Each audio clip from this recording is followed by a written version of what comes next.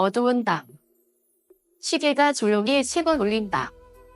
천박은 안개처럼 부드러운 이슬비가 내리고 있었다. 한 노인이 눈을 떴다. 소리 하나 없이, 이유도 없이, 하지만 그의 눈빛은 텅 비어 있었다. 마치 영혼이 어디 먼 곳에서 돌아온 듯한 느낌이었다. 새벽 3시 8분. 그가 중얼거렸다. 매번 다르지만 늘 정답이었다. 새벽 3시. 도시 전체가 숨을 죽이는 시간. 젊은이들은 깊은 잠에 빠져 있고 늙은이들은 생각이 시작되는 시간이다. 그는 의사에게 물어본 적도 있다. 수면제를 먹어본 적도 있다. 허리 통증, 다리 저림, 노년의 불면증 탓이라 생각해본 적도 있다. 하지만 시간이 지날수록 그는 깨달았다. 그를 깨우는 건 통증이 아니라 속에서 울리는 어떤 부름이라는 걸. 밖의 소음도 끔찍한 암몽도 아니었다.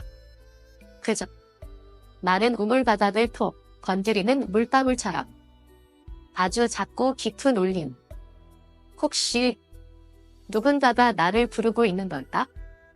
옛 조상들은 이렇게 믿었다. 일시, 기시, 새벽 3시부터 5시까지는 하늘과 땅의 기운이 가장 강하게 움직이는 시간. 마음이 몸을 두드리고 영혼이 태양보다 먼저 깨어나는 시간. 이 시간에 자꾸 잠에서 깨는 사람은 몸이 약해서가 아니라 마음속 깊은 말 못할 무언가가 있기 때문이라 했다. 직면하지 못한 감정, 말하지 못한 고백, 혹은 끝나지 않은 인연. 어떤 두드림은 문 닫기 아니라 가슴 안에서 시작된다. 열쇠도 필요 없다. 필요한 건 자기 자신에게 솔직해지는 용기뿐이다. 그는 잠에서 깬 시간들을 기록하기 시작했다. 첫째 날, 잠이 오지 않는다. 셋째 날, 누군가를 본 듯하다. 얼굴은 흐릿하다. 일곱째 날, 30년 전 세상을 떠난 어머니의 목소리가 들렸다. 15째 날, 머릿속에 자꾸 떠오르는 이름. 한 번도 들어본 적 없는 이름. 그는 느꼈다. 몸이 기억하고 있었다.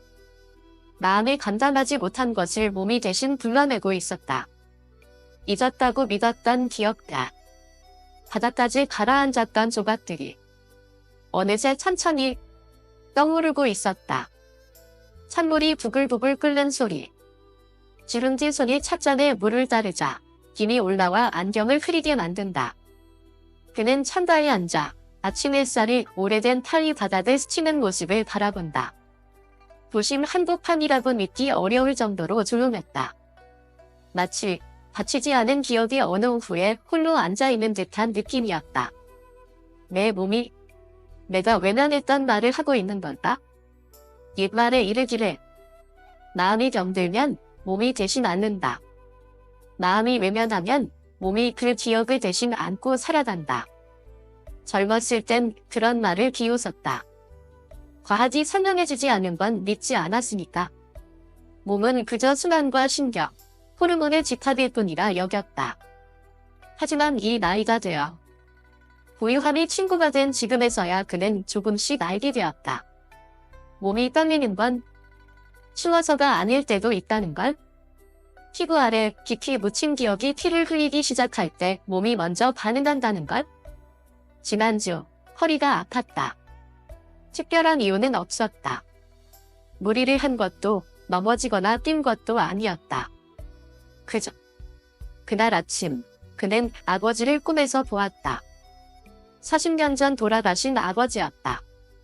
아버지는 등을 돌린 채 말없이 뭔가 잊힌 것을 찾는 듯 고개를 숙이고 있었다.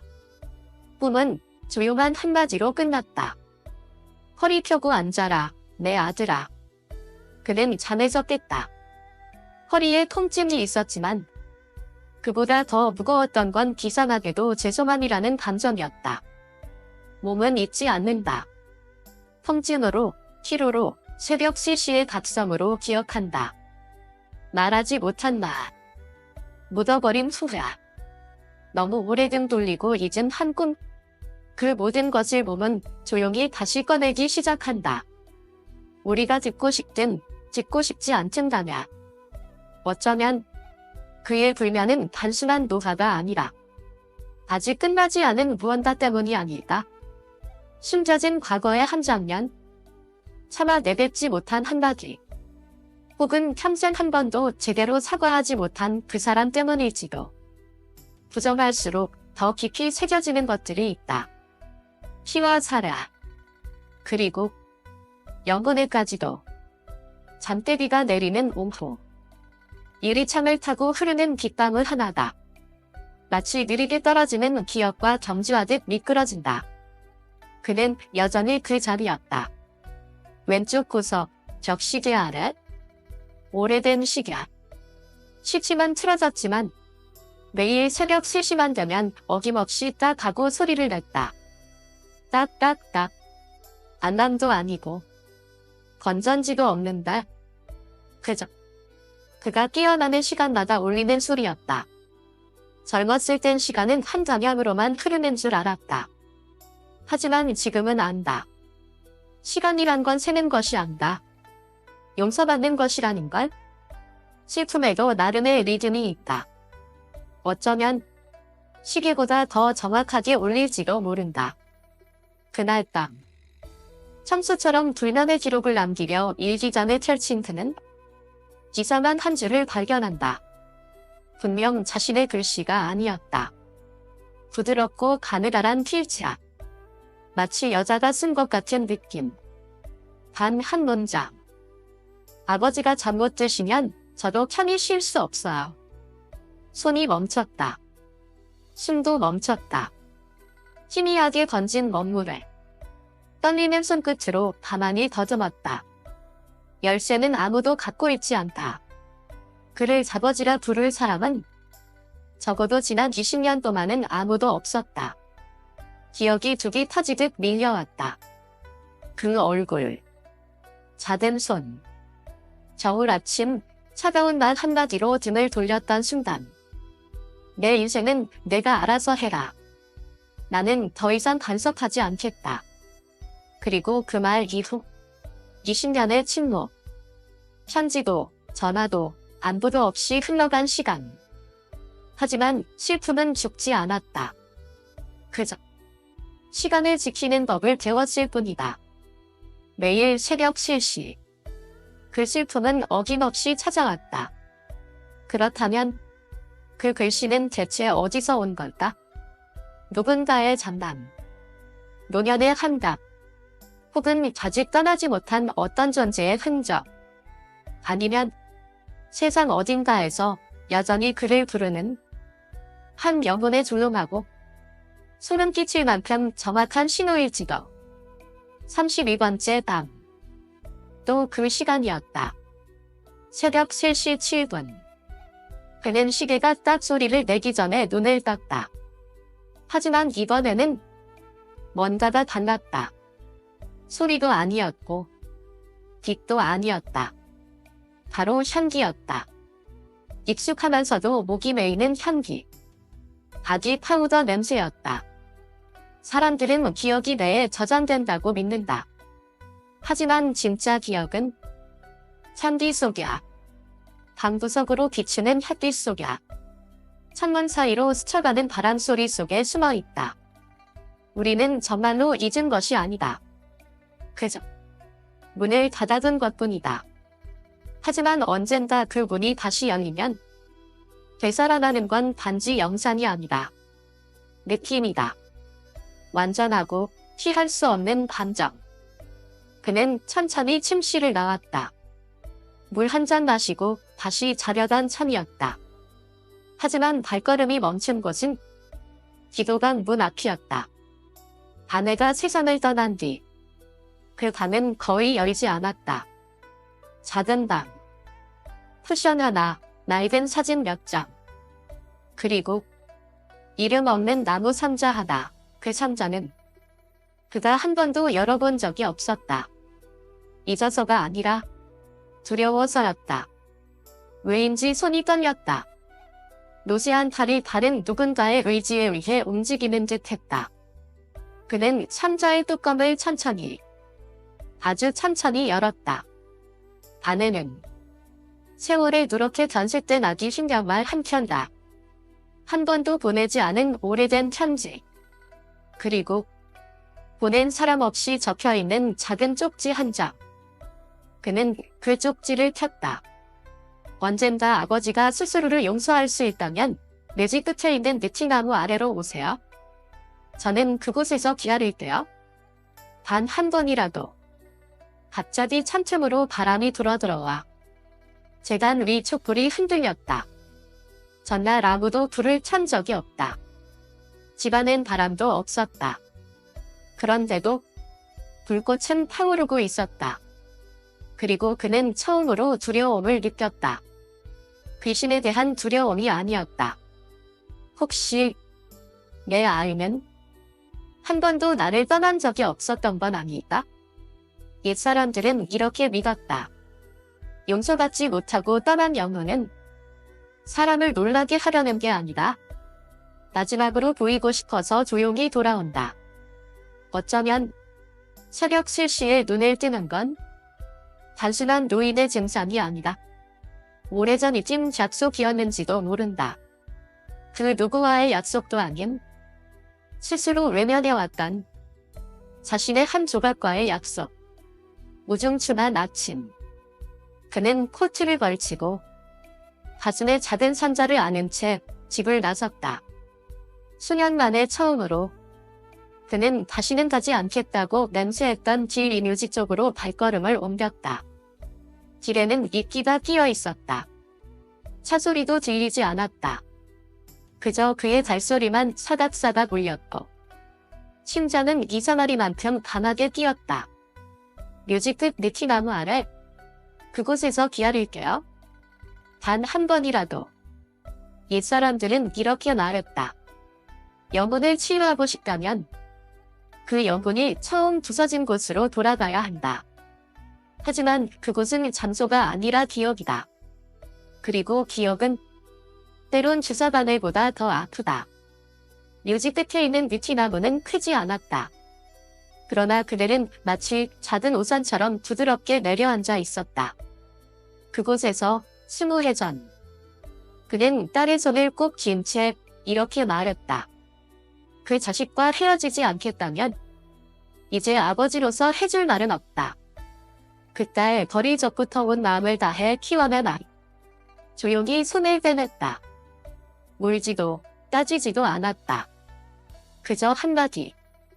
언젠가 아버지도 이해하실 거예요. 그리고 떠났다.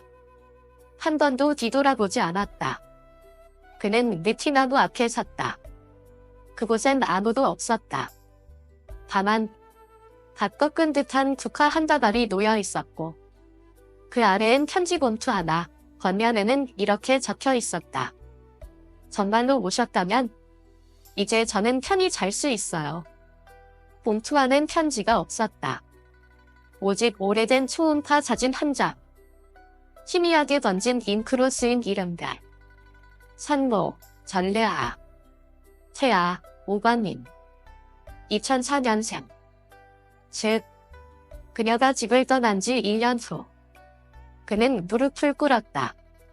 손은 떨렸고 입술은 만나갔다. 아이가 있었구나. 그 아이는 날 되할아버지라 부른 적이 있었겠지? 그날 밤 그는 새벽 3시에 눈을 뜨지 않았다.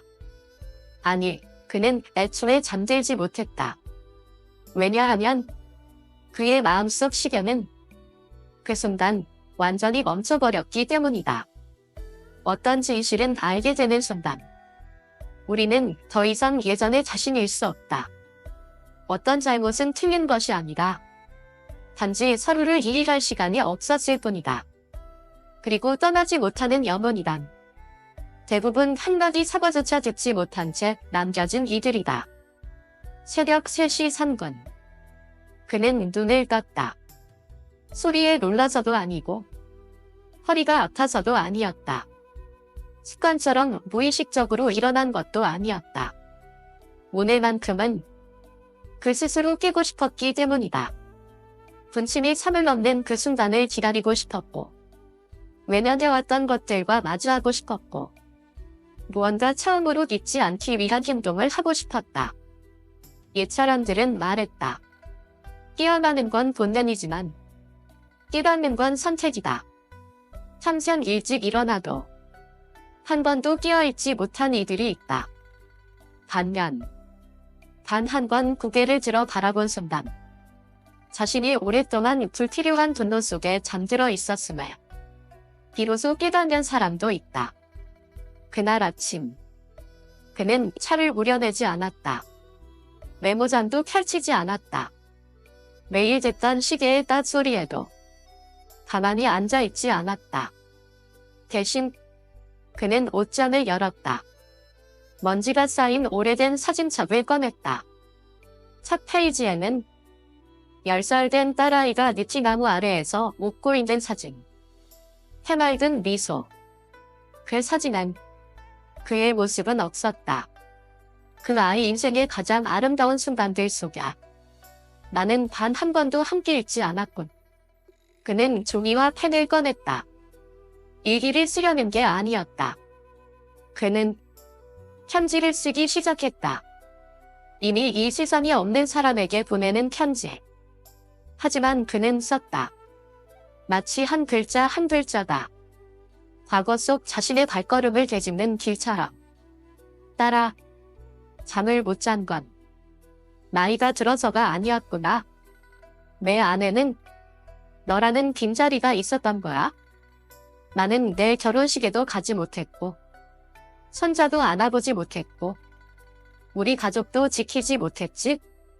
그런데 오늘 새벽 3시에 나는 처음으로 너에게 돌아가고 있어. 해가 뜨기 전 그는 그 편지를 창문에 붙였다. 누군가, 누구라도 이 편지를 본다면 대신 읽어주세요.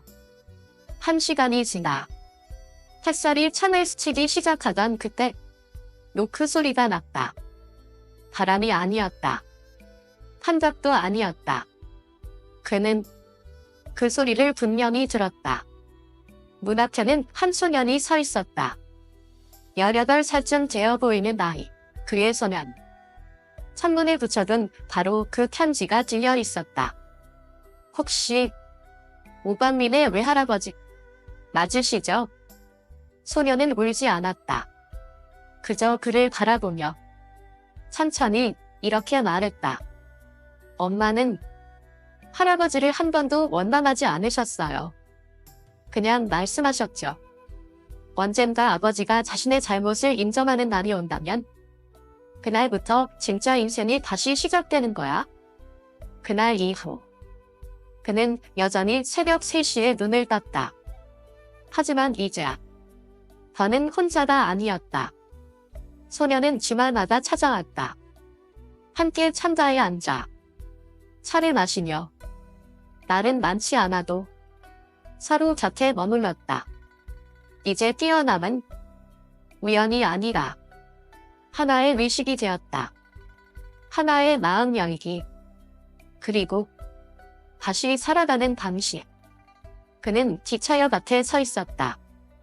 한 손은 바다, 다른 손은 작은 나무 산적.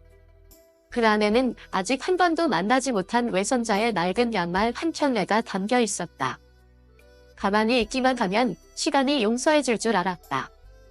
하지만 결국 시간은 걸어나서는 사람만을 용서하더라. 거의 20년 만에 처음으로 그는 집이라 불렀던 도시를 떠났다.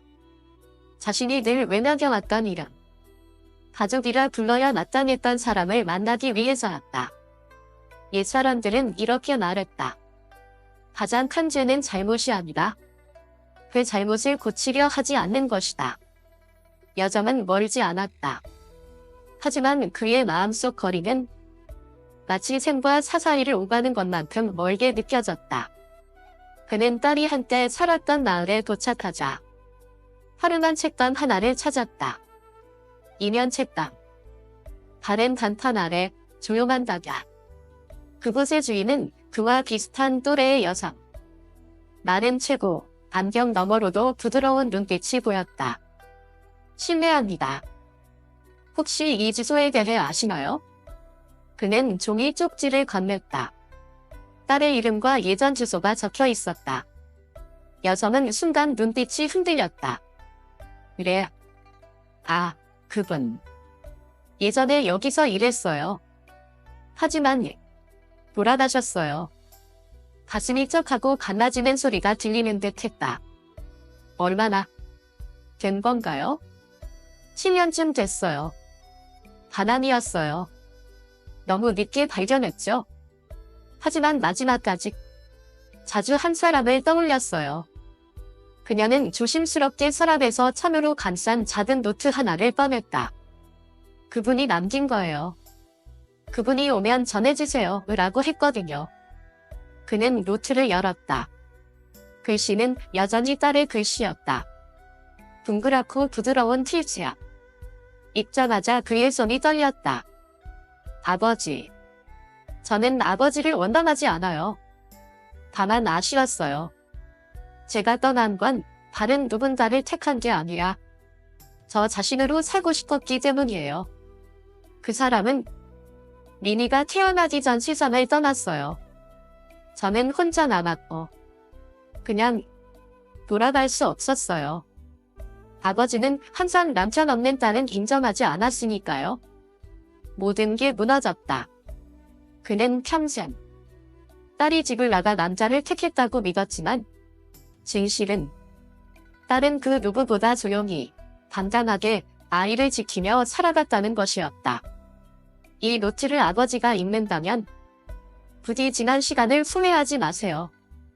그저 지금부터라도 아무 말 없이 침묵하지는 마세요. 그녀는 가출한 것도 반항한 것도 아니었다. 그저 아이를 품고 자존심을 지키고 아버지가 상처받지 않기를 바라는 마음으로 조용히 멀어졌을 뿐이었다. 하지만 그 거리감은 결국 두 사람 모두에게 가장 깊은 상처가 되었다. 그는 다시 집으로 돌아갔다. 그리고 처음으로 사진 속에서만 보아왔던 그 소년에게 전화를 걸었다. 미나, 외할아버지가 정말 미안하구나. 그리고 혹시 괜찮다면 이제부터는 시간 대신 마음으로 다시 시작해도 될까? 새벽 3시 1분. 그는 책상 앞에 앉아 있었다. 하지만 이번엔 글을 쓰지 않았다. 차도 우려내지 않았다. 불도 켜지 않았다. 그저 앉아 있었다. 그리고 작게 웃고 있었다. 복도 끝에서 조용한 발소리가 들렸다. 얇은 니트를 입은 소년. 그가 한때 존재조차 몰랐던 외손자. 책 한 권을 품에 안고 나타났다. 할아버지, 아직 안 주무셨어요? 아니, 살고 있는 중이란다. 옛사람들은 이렇게 말했다. 숨을 덜 쉬어야 오래 사는지 안다. 남을 숨겨를 어디를 쓸지 않은 사람이 오래 산다. 수많은 날들을 그는 그림자처럼 살아왔다. 아침마다 후회의 그림자를 밟으며 눈을 떴고 밤마다 과거의 잘못을 세며 잠들었다. 하지만 오늘 그는 알았다. 왜 아직도 새벽 3시에 눈을 뜨는지를.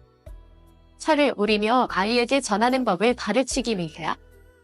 한 번도 들어보지 못한 오래된 노래를 함께 듣기 위해야. 그리고 자신만이 기억하는 이야기를 누군가에게 전해주기 위해야. 소녀는 차를 따르며 손이 조금 떨렸다. 그는 조심스레 손을 얹고 주전자를 잡는 법을 가르쳐 주었다. 물이 살짝 넘쳤고 둘은 동시에 웃음을 터뜨렸다. 너희 엄마도 처음엔 꼭 이렇게 흘렸었단다. 그가 속삭였다. 더 이상의 설명은 없었다. 묻는 이도 없었다. 하지만 그 순간 아무 말 없이도 두 세대의 핏줄이 다시 이어졌다. 소년이 그를 바라보며 조심스레 말했다. 할아버지, 아재요. 엄마도 돌아가시기 전까지 매일 새벽 3시에 일어나셨어요. 잠이 없으셨구나? 아니요. 엄마는 그러셨어요. 그 시간아, 아버지가 가장 가까이 느껴진다고. 가슴이 먹먹해졌다. 고통 때문이 아니라 참생 기다려온 한 문자나 드디어 듣게 되었기 때문이다. 옛사람들은 또 이렇게 말했다. 죽음이란 심장이 멈출 때가 아니다. 더 이상 누군가를 위해 살 이유가 사라질 때다. 하지만 지금 그에겐 누군가가 생겼다. 살아야 할 이유. 완벽하진 않아도 함께할 현자. 그는 노트를 꺼냈다. 그리고 표지를 바꿨다. 새벽 3시의 일기 2번째 건. 첫 문장. 오늘부터는 잃어버린 것들을 쓰지 않는다. 남아있는 것들에 대해 쓴다. 나는 평생 마음의 평화를 찾아 떠돌았지만 알고 보니 그건 늘 다시 시작할 용기 안에 있었다. 99번째 날 새벽 3시. 그는 2번째 건 새벽 3시의 일기에 마지막 문장을 써내려갔다. 책상 위 스탠드가 부드러운 노란 빛을 그의 주름진 얼굴에 비쳤다. 잔잔하고 평온한 얼굴. 책상엔 찻잔이 2개 놓여 있었다. 하나는 그의 앞. 그리고 다른 하나는 긴 의자 앞에 한때 손자가 앉았던 자리. 소녀는 떠났다. 화가 나서도 죽어서도 아니었다. 그저 어른이 되었기 때문이다. 대학에 가야 해요, 할아버지. 하지만 매일 아침 정확히 3시에 영상통화할게요. 할아버지가 그때까지 깨어 계시다면요. 그는 고개를 끄덕였다. 붙잡지도 안타까워하지도 않았다. 왜냐하면 그는 이제 안다. 유선이란 곁에 있는 사람이 아니다. 내 마음의 일부를 품고 살아가는 사람이다. 옛사람들은 이렇게 말했다. 일찍 깬다고 해서 할 일이 많은 사람은 아니다. 그저 잠들지 못할 만큼 많은 생각을 안고 있는 사람일 뿐이다. 하지만 지금의 그는 달랐다.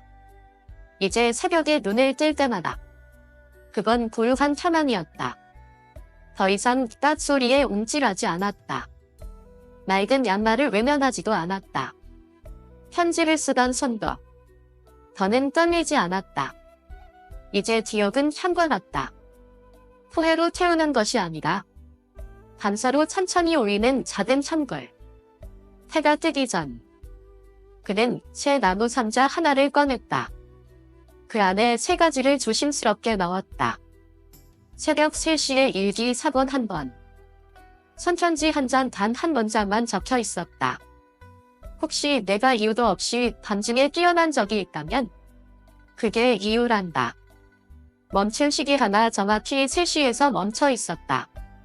그리고 그는 상자에 라벨을 붙였다. 때가 오면 전해줄 것. 누군가 이렇게 말했다. 세상이 잠든 시간. 단 한 사람만 깨어있어 불을 켜는 그 순간이 사람에겐 반드시 필요하다. 그에게 그 시간은 새벽 3시였다. 그리고 이제 그 불빛은 다른 이의 손으로 조용히 전해졌다.